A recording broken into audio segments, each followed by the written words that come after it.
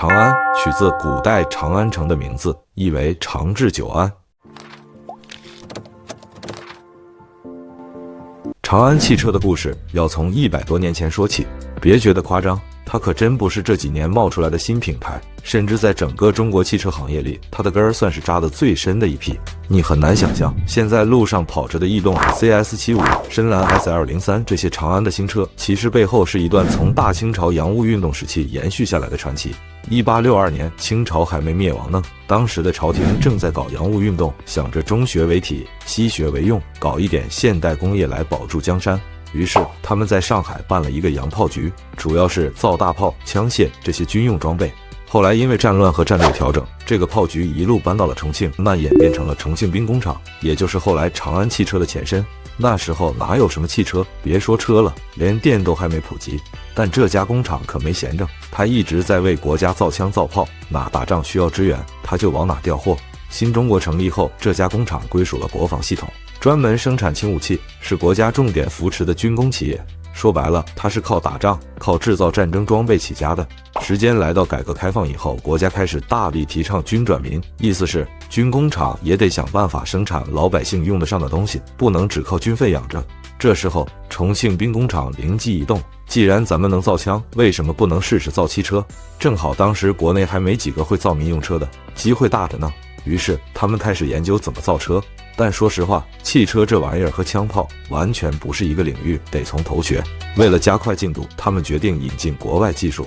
1984年是个关键节点，长安决定引进日本铃木的一款小型商用车 Carry。这车小巧灵活，特别适合中国当时的城市环境和小本生意。别看这车小，但它打开了中国微型车的大门。后来这个项目发展的特别顺利，长安不光学会了怎么造车，还开始自己研发新款。他们推出的长安之星系列微型面包车一下就火遍全国，走在大街上，10辆小面包车里有6辆可能就是他家的。别小看这种小车，在90年代那会儿，这些微型面包车可是很多家庭和小商贩的致富神车。它空间够用，价格不贵，关键是耐操省油。农村、城中村、集市、小厂房门口，一水的长安之星。可以说那时候谁家要是拉货送货，没辆微面包都不好意思说自己是干小生意的。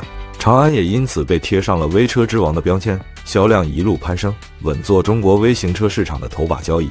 与此同时，他跟铃木的关系也越来越深，干脆在1993年成立了合资公司长安铃木，开始正式搞乘用车。铃木奥拓、羚羊、雨燕这几款小车当年都挺有名气，尤其奥拓凭着省油皮实的口碑，成为无数家庭的第一辆车。但时间进入2000年后，中国汽车市场变了，消费者开始不满足于小便宜了，大家都想开得更舒服、空间更大、动力更强的车。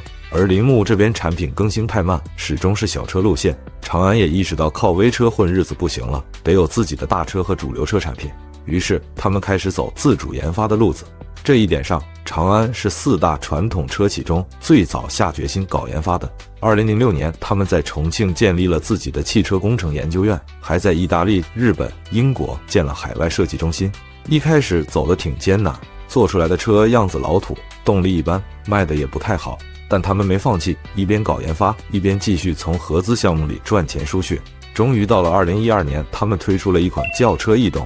这车一出来，大家眼前一亮，外观不土了，空间也够用，动力也还可以，最重要的是价格实惠。慢慢的，逸动变成了长安乘用车板块的招牌车型，撑起了长安从微车时代向家轿时代转型的门面。接着是 SUV 的时代来临，从2014年左右开始，中国市场 SUV 爆发式增长，几乎每个车企都开始推 SUV， 长安也没闲着。他们推出的 CS35、CS55、CS75 一个接一个上线，尤其是 CS75 造型方正，尺寸适中，不少人都拿它和哈弗 H6 比较，觉得不比它差。这些年 CS 系列让长安在 SUV 市场站稳了脚跟，还一度超过哈弗。在做自主的同时，长安还把合资业务继续搞。2001年，长安和福特成立了长安福特，开始生产福克斯、翼虎等车型。福特在全球技术还是挺强的，这段合作也让长安学到了不少现代化造车理念。之后还和马自达搞了个长安马自达，主要是生产昂克赛拉、CX-5 这些偏运动型的车型。但合资归合资，长安越来越清楚一个道理，别人家的东西终究是别人家的，自己的路才最靠谱。于是他们在2019年之后彻底开始了新能源和智能化的战略升级。燃油车打得差不多了，接下来就是上电的时代。这时候他们推出了一个名叫深蓝的品牌，主打纯电和增程。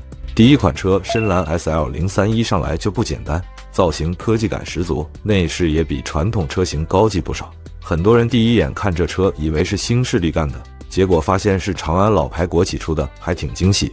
后面还出了深蓝 S7， 继续巩固新能源市场的布局。与此同时，长安还搞了一个更高端的品牌阿维塔，这个是跟华为、宁德时代一起合作搞的，三强联手，一出手就是智能化、电动化双全出击。阿维塔11这款车搭载华为智驾系统，车内就像移动智能舱一样，不少人试驾后觉得已经赶上，甚至超过了魏小李的体验。阿维塔后来又出06、07、12，继续走高端路线，完全不像是国企出品的。2023年，长安推出第3个电动品牌起源，定位是新一代智能电驱，既有性价比，也有技术亮点，搞的是电混技术，想要在电驱化过渡期中占一席之地。这样一来，长安就实现了3大电动品牌：深蓝面向大众，阿维塔冲高端，起员工技术普及，真是排兵布阵，滴水不漏。说到这，咱们也得承认，长安的蜕变不是一蹴而就的，它是一步一步摸索、试错、积累下来的。从一个造大炮的工厂，到一个微面起家的老国企，再到今天新能源时代的科技品牌，它的转型跨度之大，几乎没有几个车企能做到这么彻底。而且长安还是个实打实的国家队，它背后站着中国兵器装备集团，是个正儿八经的中央企业，这也让它在资源、资金、政策上都不缺。有人说这就是体制红利，但怎么说呢？红利是一回事，你自己不努力也白搭。而长安显然不是只靠吃老本的那种，他是真的把路子摸清楚了。当然，长安也有它的问题，有时候车型命名太复杂，品牌辨识度不高，销售和营销上也不如那些新势力会玩。但它胜在扎实、稳健、有底子。尤其是在新能源风起云涌的这几年，不少老车企跟不上节奏，要么放弃转型，要么搞点油改电糊弄市场。而长安真的是从架构、技术、团队上全线推进，不怕你慢，就怕你不动。现在的长安不仅在国内混得风生水起，还把眼光放到了海外。他们已经在欧洲、南美、东南亚布局出口，甚至在泰国设了工厂，准备就地生产。2025年之后的市场竞争只会越来越卷，长安如果能稳住产品力，稳住价格占理的位置，再加上技术的持续积累，未来还是很有希望成为全球级的中国车企代表的。最后说一句，长安这名字本身就挺有意思，长安取自古代长安城的名字，意为长治久安，这4个字既是祝愿也是目标。对于一个100年老厂来说，从枪炮到汽车，从机械到智能，从本土到全球，它不就是一直在追求长治久安吗？如果你现在坐在长安的一辆车里，不管是逸动 CS75 还是深蓝 S203， 别忘了它的历史可能比你爷爷还老，而它今天的样子是一代代工匠、工程师、设计师用几十年打磨出来的。这样的品牌值得尊敬。感谢收看本期视频，欢迎点赞、关注不迷路，咱们下期见。